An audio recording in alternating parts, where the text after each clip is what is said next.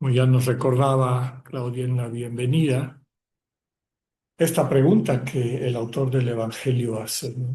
En boca del Señor. ¿Encontrará el Señor fe sobre la tierra?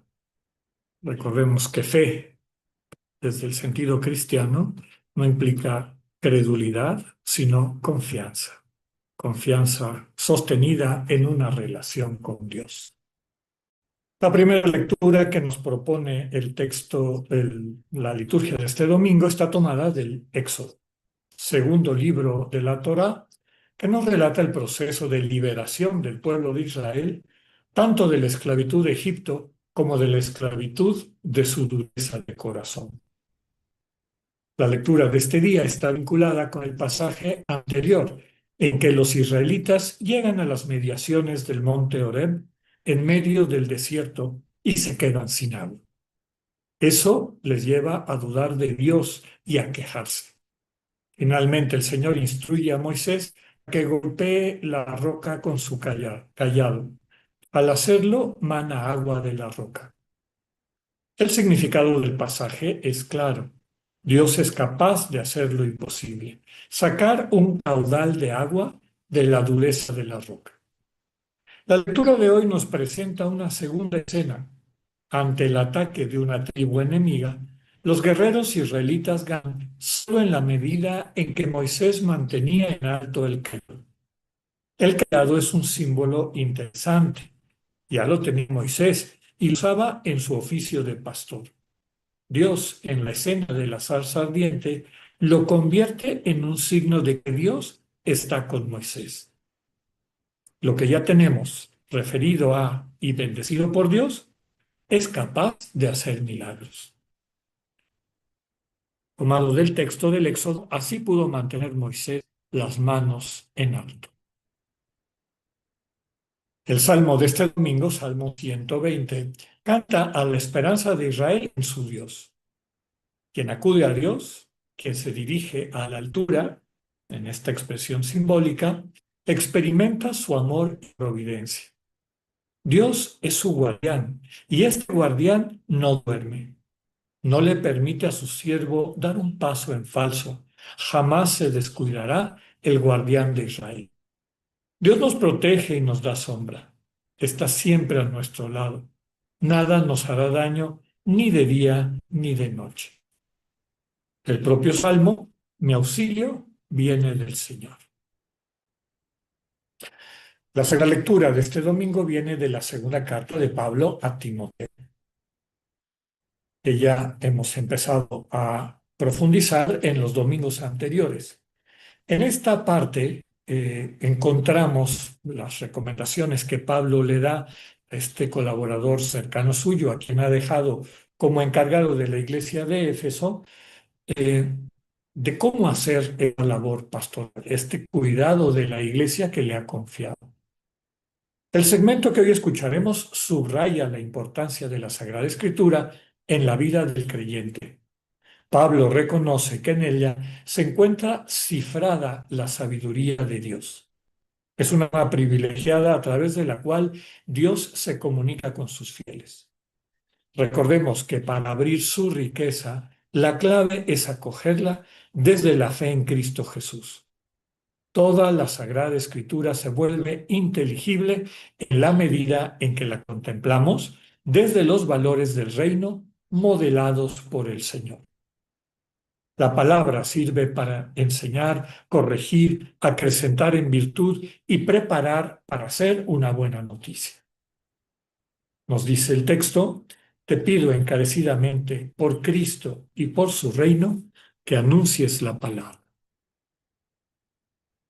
El Evangelio de este domingo, tomado como todos los de este ciclo C de Lucas, nos trae la parábola del juez y la viuda. Es la segunda parte de una enseñanza sobre el advenimiento del reino de Dios. En la primera, a pregunta expresa de los fariseos sobre la llegada del reino, el Señor declara varios elementos importantes. No está sujeto a cálculos. No se le puede mirar aquí o allá. Y sin embargo, subraya, ya está entre ustedes, ya está entre nosotras y nosotros. Algunas traducciones prefieren la forma ya está dentro de ustedes. Después a sus discípulos el Señor les afirma nuevamente que el reino no es cuestión de mirar en cuanto a manifestación material explícita. El encuentro con el Hijo del Hombre será como cuando un relámpago ilumina todo el firmamento de manera instantánea y llegará en el contexto de actividades cotidianas. La segunda parte de esta enseñanza es la lectura de hoy. Es una invitación a la oración permanente y como tal la presenta el mismo texto del Evangelio, para enseñarles la necesidad de orar siempre y sin desfallecer. Para ilustrar esta necesidad de orar, de comunicarnos íntimamente con Dios, el Señor cuenta la parábola de la viuda insistente. El contexto es una viuda, recordemos, las viudas eran personas totalmente desvalidas dentro del sistema judicial judío. Esta viuda acude a un juez a demandarle que le haga justicia contra su adversario. El juez la ignora, situación que sería tristemente común en aquel entonces. Si no tiene poder, si no tiene que la defiendan, pues los poderosos la hacen a un lado. Tristemente también lo mismo que vemos ahora. Pero la insistencia de la viuda acaba por cansar al juez y decide atenderla para que lo deje de molestar. Jesús después establece el paralelo. Si un juez injusto acaba por atender a la viuda por su insistencia, seguramente Dios hará una justicia expedita a quienes claman a Él día y noche. Nos dice el Evangelio, yo les digo que les hará justicia sin tardar. Sería un error interpretar esto equiparando a Dios con el juez injusto. A Dios no hay que convencerlo a base de estarlo importunando. La clave es clamar, orar día y noche, dedicar tiempo real a nuestra relación con Dios. Es a través de ese tiempo compartido conscientemente que Dios nos hará justicia, nos llevará a hacer justamente lo que estamos llamados a hacer. La pregunta que hace el texto al final, cuando venga el Hijo del Hombre, ¿creen que encontrará fe sobre la tierra? Escuchemos con atención la palabra viva de Dios.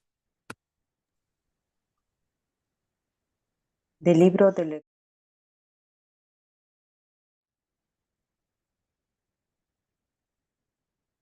Las parábolas son un género literario, una manera de comunicarse, de transmitir contenido que utiliza elementos de la vida común, ordinaria, fácilmente accesibles para las personas que las escuchan, y lo que pretende es transmitir un mensaje más profundo, ¿no? Como suelen ser nuestros cuentos, el cuento de la Caperucita o algunos otros, ¿no? En el fondo hay una moraleja o un mensaje que es el que se quiere transmitir. Toda parábola tiene elementos, digamos, que nos ayudan a entender el mensaje y a veces quedan algunas cosas que pueden ser mal interpretadas si no son atendidas o clarificadas a la hora precisamente de compartir ese mensaje. Y eso es lo que el Señor hace en el texto de Lucas que acabamos de escuchar. La primera parte, esta viuda, ya recordábamos al comentar las lecturas antes de escucharlas, ocupaban las viudas, los huérfanos y los extranjeros un lugar particularmente frágil en el entorno de Israel. En el sistema judicial propio del pueblo, o al menos en la práctica de ese sistema judicial, las mujeres no tenían voz, no podían ser testigos, etcétera, ¿no? No podían defenderse a sí mismas. Siempre necesitaban un varón que las defendiera.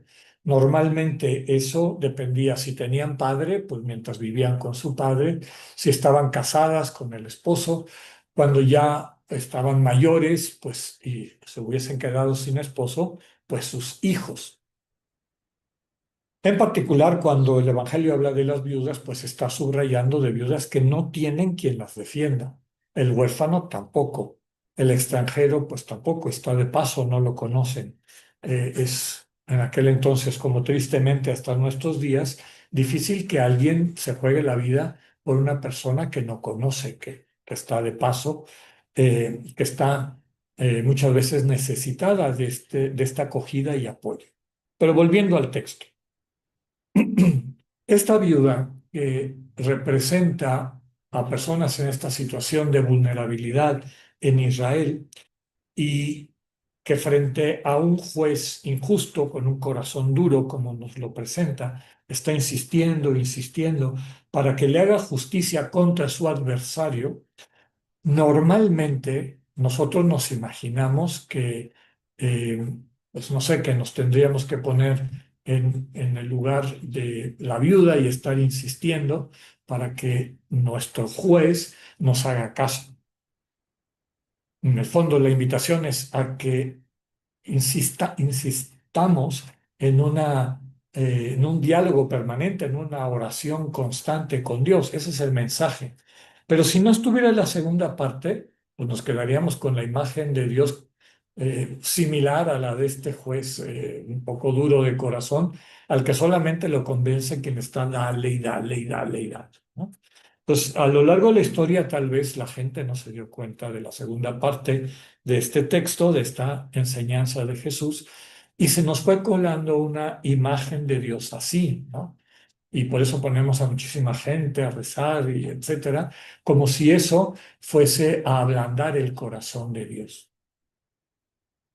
A mí me gusta más ver este pasaje y ver a la viuda precisamente como la representación de Dios. Dios es frágil, como la viuda, al menos frágil ante la dureza de nuestro corazón.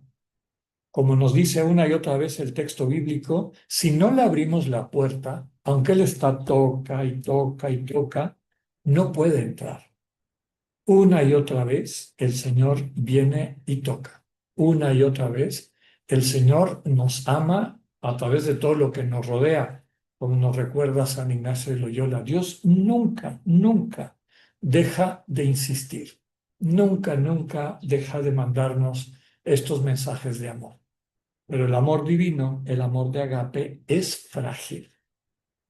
¿Quién es digamos, el contrario o el adversario de la viuda, si le damos esta vuelta en la parábola, como yo les recomiendo? Pues precisamente nuestro ego y la imagen, digamos, idolátrica que se ha hecho de Dios. Una y otra vez el Dios vivo se acerca para pedirnos que le hagamos caso a Él y no a su adversario. Es decir, que le hagamos caso al Dios revelado en Cristo, un Dios sencillo, humilde, que viene a servir, no a ser servido, que tiene la capacidad a través de su amor, con la fragilidad que tiene ese amor, de darnos el don más preciado que existe, que es la vida eterna. Si finalmente le hacemos caso, y ahí viene la segunda parte de la parábola, tiene la capacidad de hacernos justicia.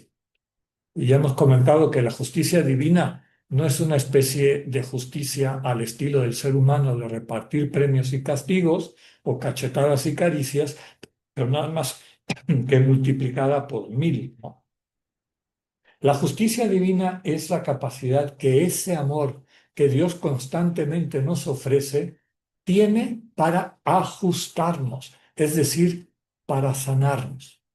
La invitación finalmente es a hacerle caso. ¿Cuánto tiempo le dedicamos a estar en diálogo con Dios?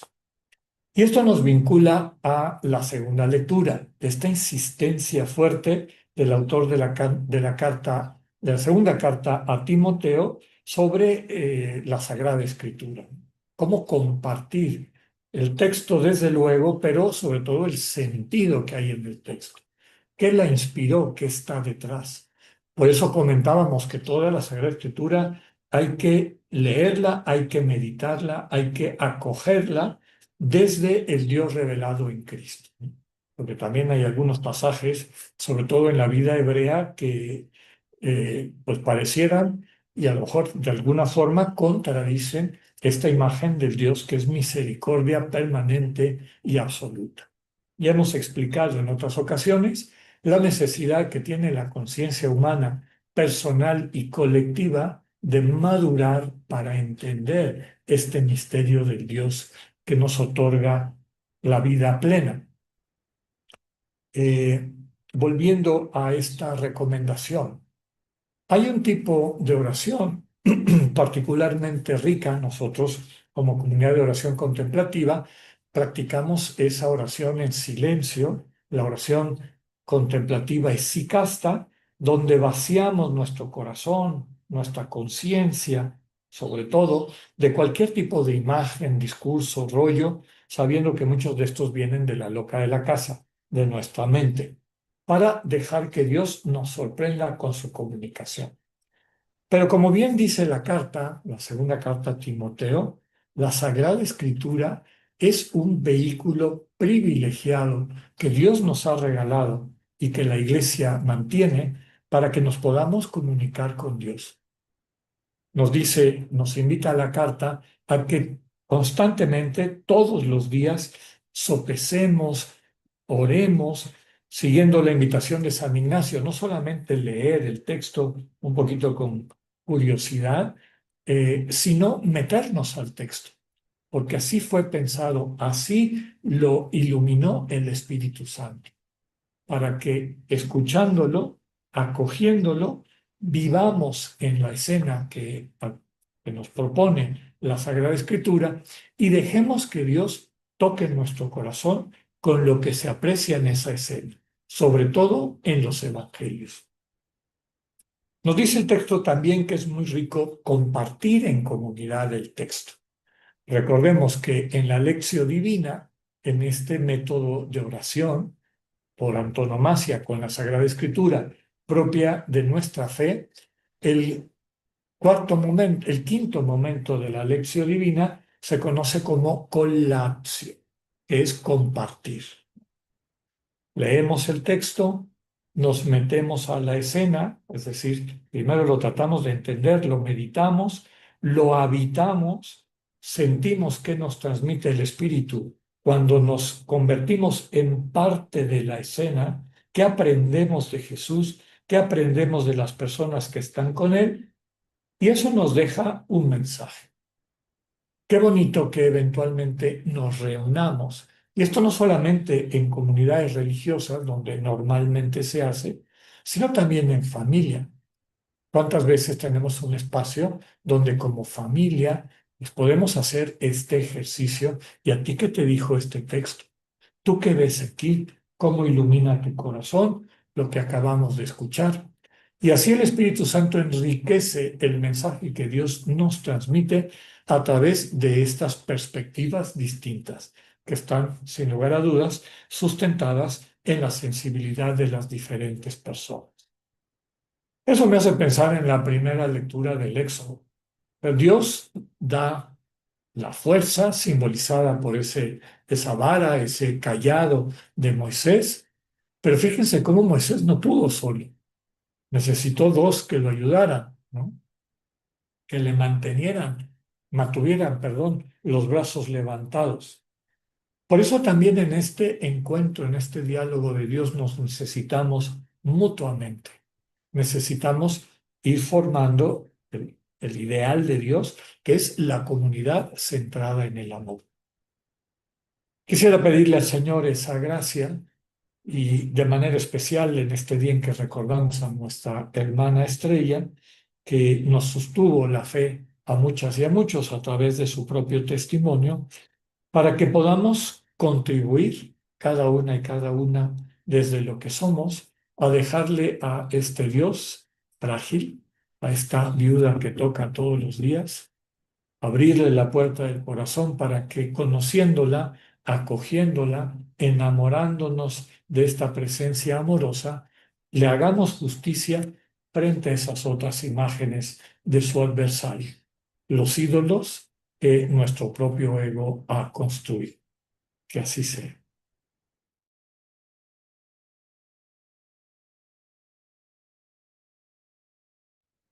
Vamos a tomar esta semana para escuchar la manera como Dios viene a nuestra puerta a tocar, a insistir, a que le permitamos experimentar cuánto nos ama, que podamos acercarnos de manera individual o como familia, como grupo, como comunidad, para acoger el mensaje de vida que su palabra nos trae, en particular los evangelios.